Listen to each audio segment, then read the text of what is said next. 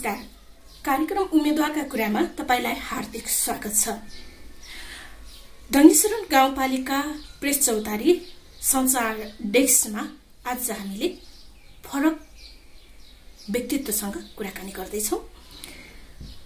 खास गरी निर्वाचन एकदमै नजिक आइरहँदाखेरि पार्टीका नेताहरू निर्वाचनलाई सफल बनाउन, पार्टीलाई सफल बनाउन लागि परेका छन्। आज मैले डङ्गीशरण गाउँपालिकामा नेकपा एमालेले कसरी जित्न सक्छ, नेकपा एमालेको जित्ने आधार के भन्ने विषयमा कुराकानी गर्दैछु।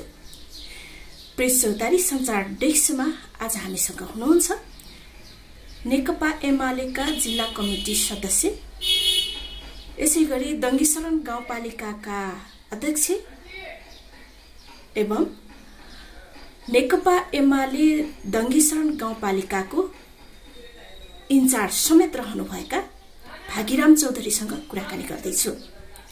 समग्र निर्वाचन प्रक्रिया, नेकपा एमालेले जित्ने आधार, यसैगरी नेकपा एमाले कसरी अगाडि बढ्दैछ भन्ने विषयमा आउनुहोस् उहाँलाई स्वागत गरौं। स्वागत छ यहाँलाई। धन्यवाद। चुनावी प्रचार प्रसार कसरी चल्दैछ? डङ्गीशरणमा चुनावी माहौल कस्तो छ? अहिले विशेषतः हामी पहिलो चुनावी कार्यक्रममा आफ्नो कार्यकर्ताहरूलाई प्रशिक्षण गर्ने कुराहरू, परिचालित गर्ने कुराहरू, एउटा चुनावी गाउँपालिका स्तरीय प्रचार प्रसार कमिटी निर्माण गरी त्यसपछि वडा स्तरमा प्रचार प्रसार कमिटी निर्माण भएको छ। हुँदा हामी टोल समिति र टोल कमिटीसम्म गठन गरिरहेका हामीलाई संगठनलाई सुदृढ गर्ने र प्रशिक्षित गर्ने र सबै आम कार्यकर्ताहरूलाई परिचालित हुने गरी अगाडि बढाएका छौँ। र पहिलो चरणको काममा अलिकति के भयो भने हामीले घर दैलो कार्यक्रम सुरु गर्यौँ। प्रत्येक वडाको टिमसहितको घर दैलो कार्यक्रम सम्पन्न भएको छ र उहाँहरू प्रत्येकको मतदाता कहाँ पुगेर उहाँहरूसँग मत माग्ने काम र आफूलाई परिचित गराउने काम गरिनु भएको छ। त्यसै गरी अध्यक्ष र उपाध्यक्षको उम्मेदवार पनि निरन्तरलाई घर भेट र उहाँहरूलाई विभिन्न वडामा गएर उहाँहरू घर भेटको कार्यक्रम र घर दैलो कार्यक्रम गर्दै सम्पन्न गर्दै हुनुहुन्छ। केही दिनमै सकिँदैछ। र केही ठुला हामीले गाउँपालिका स्तरीय ठुलो सभा गऱ्यौँ। त्यसमा हाम्रो महासचिव शङ्कर पोखरेलजी सम्बोधन गर्नुभएको छ। त्यसपछि हामीले प्रत्येक वडामा र्याली सहितको घर दैलो कार्यक्रमहरू पनि निरन्तर चलिरहेको छ र केही ठुला केही साना र्यालीहरू छन् र साना कोण सभाहरू लगायत रात्रिकालीन सन्ध्याकालीन टोलमा आफ्नो योजना, आफ्नो धारणा र आफूले गरेको कामलाई प्रश्न पार्दै जनतालाई आफ्नो पक्षमा मत जाहेर गर्ने र जनमत निर्माण गर्ने कुरामा हामी अगाडि बढ्दैछौँ। यहाँले भने जस्तै चुनावी अभियानमा पुराना अभियानहरूमै सीमित छन् कि घर दैलो भेटघाट यतिमै सीमित छन् कि नयाँ ढङ्गले जानु भएको छ? के छ नयाँ ढङ्गका कार्यक्रम? हामीले नयाँ ढङ्गले भन्दाखेरि खासै नयाँ त छैन, तर पनि हामीले विगतको चुनावमा थुप्रै हामीले मतदाता अलिकति बदर भयो। मतदान गर्दाखेरि ल्याप्चे लगाउने, गलत दुई ठाउँमा छाप लगाउने कुराहरू भएको थियो। त्यो अलिकति विशेष ध्यान हामीले दिएका छौँ। त्यसमा हामीले मतदाता शिक्षा राम्रोसँग हाम्रो मतदातालाई सुरक्षित गर्ने, बदर नहुन दिने र हाम्रो मतदाता सुरक्षित गर्ने कुराहरू सबै जनमानसमा लगभग विशेष अभियानकै रूपमा हामीले सबैको घर दैलोमा मतपत्र लिएर कार्यकर्ताहरूले खटाइसकेका छौँ र अब चाहिँ एक किसिमको मानसिकता बनिसक्यो। हामी सूर्यलाई भोट दिएर सूर्यद्वारा उम्मेदवारलाई जिताउँछौँ भन्ने कुराहरू अगाडि बढ्नु भएको छ। अब हाम्रो काम भनेको मत संरक्षण गर्ने कुरा, जे जनमत निर्माण भएको छ त्यसलाई संरक्षण गर्नको प्रत्येक टोलमा हाम्रो युवा साथीहरूलाई परिचालन गरेका छौँ र कसैले गलत प्रलोभनमा पैसाले या त विभिन्न कारणले यसरी मत नबिगरोस् भन्ने त्यो सुरक्षित गर्नेतिर लागेका छौँ। हामी जस्तो घर दैलोमै जाँदाखेरि, भेटघाटमै जाँदाखेरि एमाले प्रति मतदाताहरूको कतिको उत्साहित छन्? उनीहरू चाहिँ एमाले सरकारबाट चाहिँ मतदाताहरूले अब के आशा र अपेक्षा राख्ने के छ? दुईटा कुराहरू। पहिलो त राष्ट्रिय स्तरकै कुरासँग जोड्ने कुराहरू विगत 3 वर्ष नेपाल कम्युनिस्टबाट एमालेको सरकार रह्यो। त्यो गर्दाखेरि केही नयाँ योजनाहरू ल्यायो। रेल सञ्चालन गर्ने कुराहरू, एयरपोर्ट बनाउने कुराहरू, ठुला सिँचाइका योजनाहरू, सुरुङ बनाउने योजनाहरू, धरहरा निर्माण, कराली पोखरीदेखि लगायत नेपालका प्रमुख र त्यसै गरेर लिम्पियाडोरालाई नक्सामा छाप्ने कुरा, यी राष्ट्रिय स्तरको र राष्ट्रिय सभ्यताका कुराहरूलाई अगाडि बढाएको। त्यो कुरामा पहिलेदेखि जनताहरू जानकार नै सचेत नै छन्। र दैनिक सडकको कुरा गरिरहँदाखेरि एमाले 5 वर्ष नेतृत्व गर्यो। एउटा वडा अध्यक्ष र एकजना अध्यक्ष सहितको नेतृत्वले काम गरिरहँदाखेरि एउटा निश्चित खाकाहरू कोर्यो विकासको। स्वास्थ्य क्षेत्रमा आधारभूत स्वास्थ्य सेवा वडा समूह पुर्याउने कुरा, एम्बुलेन्स सेवा सञ्चालन गर्ने कुरा, भिडियो एक्सरे सहितको थप 24 घन्टे इमर्जेन्सी सेवा लगायतका कामहरूलाई अगाडि बढाएको छ र अहिले 1500 अस्पताल निर्माणाधीन अवस्थामा छ। त्यो छिटै सम्पन्न हुँदैछ। शिक्षाको कुरामा पनि के भौतिक पूर्वाधार निर्माणका कुराहरू, जुन शिक्षामा अलिकति अनियमितता गतिविधि विद्यार्थीहरू नआउने नपढाउने किसिमको प्रक्रिया थियो, त्यसलाई सुदृढ गर्दै केही सुधार गर्दै अगाडि बढेको छ र शिक्षाप्रति पनि सामुदायिक विद्यालयप्रतिको चासो बढेको छ। त्यसले गर्दाखेरि शिक्षामा केही सुधारका सङ्केत देखिएको छ। सडक पूर्वाधारको कुरामा र पुलको कुरामा मनज्ञ धेरै हामी आउँदाखेरि एक बित्ता पिच नभएको ठाउँमा हामीले झन्डै 25-30 किलोमिटर पिचै गर्न सफल भएका छौँ। 25-30 किलोमिटर प्रक्रियामा छ। पुलको कुरा गर्नु हो भने 6वटा पुलमध्ये 3टा सम्पन्न भइसकेको छ। 3टा निर्माणाधीन अवस्थामा ठुला पुलहरू र साना कलवट र पुल हेम्पायप त हामी अनिगिन्ती रूपमा हामीले सडक सञ्चालन जोड्ने कुराहरू, टोलसम्म बाटो जोड्ने कुराहरू गऱ्यौँ। त्यस्तै कृषिको हकमा त्यस्तै कृषि आधुनिकीकरणको सन्दर्भमा थुप्रै यान्त्रिकरण कृषि औजारहरू वितरण गरेका छौँ, ट्र्याक्टरहरू वितरण गरेका छौँ। मिनी टेलरदेखि लगाएर थुप्रै औजारहरू वितरणदेखि तालिमहरू यसरी सञ्चालन गर्दाखेरि कृषि उत्पादन पनि वृद्धि भइरहेको छ। सिँचाइको क्षेत्रमा पनि त्यत्तिकै अगाडि बढ्यौँ। अब खानेपानी पनि झन्डै हामी आउँदाखेरि 30-40% को हाराहारीमा थियो भने हामी 60%, 70% को हाराहारीमा खानेपानी धारा पुर्याइरहेका छौँ र केही ठाउँमा पुर्याउनु बाँकी छ।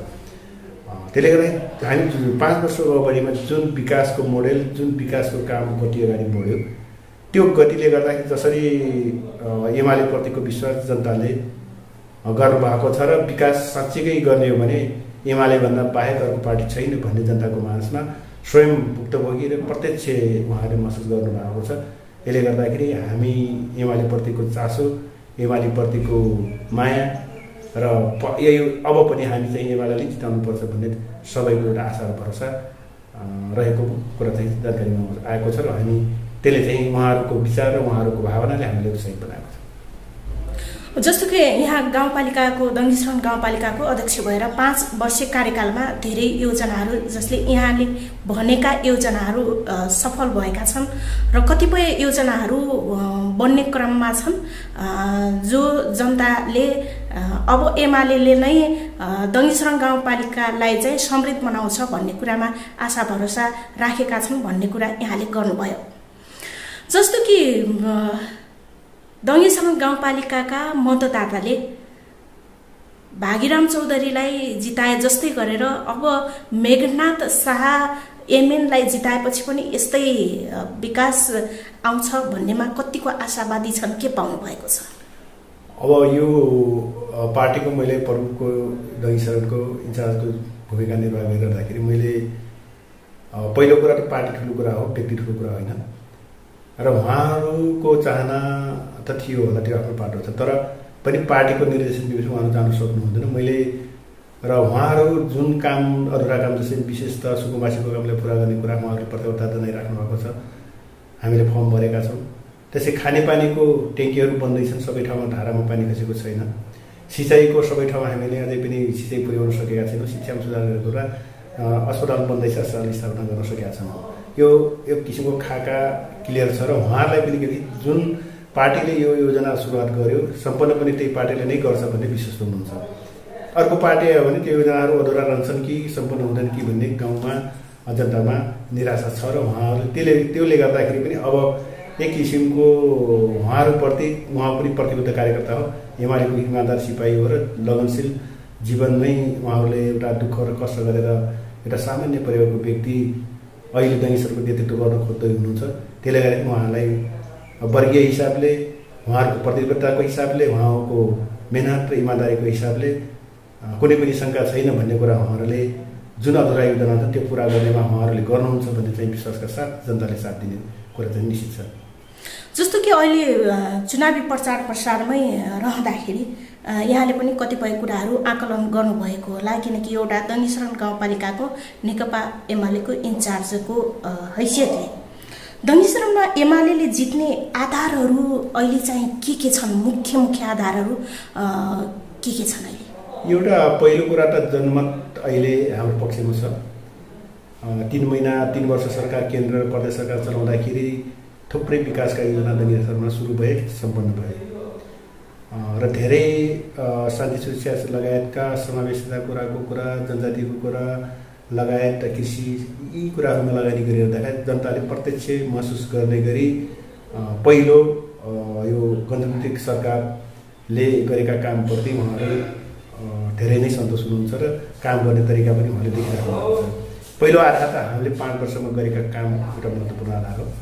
दोस्रो, राष्ट्रिय स्तरमै राष्ट्रियताप्रतिको उडान, समग्र देश विकासको खाका जुन केही नयाँ कामहरू, ठुला कामहरू भएका छन्, त्यो दोस्रो आधार हो।